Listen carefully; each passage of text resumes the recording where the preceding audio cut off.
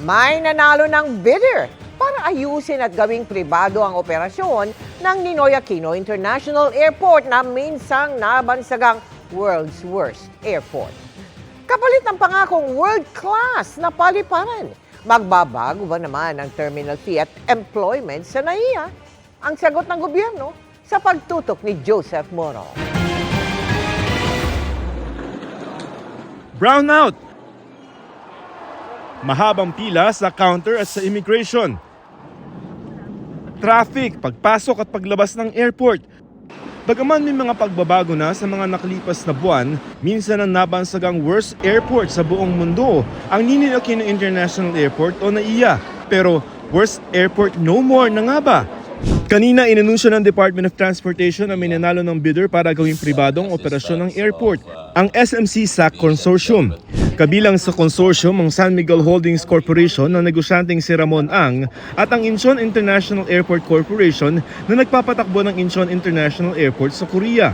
Ang San Miguel din na nagpapatakbo ng Katiklan Airport sa Boracay at nagde-develop ng airport sa Bulacan.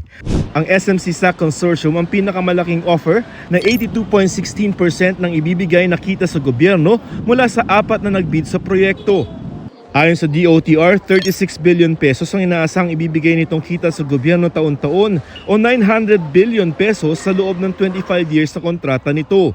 Bukod pa ito sa 30 billion pesos na one-time payment sa pag-takeover sa airport at 2 billion pesos taon-taon. Umaasa ang DOTR na hindi na maghahabol ang mga natalong bidder para matuloy na sa wakas ang pagsasapribado ng airport na 30 taon nang sinusubukan. Okay naman yung acceptance nila, no? When I talk to them. Ayon sa Manila International Airport Authority o MIA, hindi naman daw magtataas ng passenger terminal fee kundi sa mga navigation fee lamang at rentals. Ang proposal daw ng SMC SAC and Company Consortium hindi lamang para gawing world-class ang airport kundi siguraduhin rin na magbebenepisyo ang gobyerno. Makikipagtulungan daw sila sa gobyerno at mga stakeholders para gawing moderno ang airport na may pagmamalaki ng mga Pilipino. Greater availability of parking, shorter and more predictable waiting times from check-in to immigration to security, availability of seats at the pre-departure gate. Ayon sa Department of Transportation, maaaring simulan na ang pagsapribado ng NAIA sa loob ng 3 hanggang 6 na buwan. Pagtitiyak pa ng ahensya, wala naman daw mawawala ng trabaho sa mga empleyado nito ngayon. Ang ilang grupo nga ng mga manggagawa sa MIA naglagay ng mga karatula ngayong araw kontra sa pagsasapribado ng operasyon ng airport. As per our research sa PPP Center, dapat po doon sa developing stage pa lang ay isinasama na yung tinatawag naming mandatory consultation sa mga empleyado.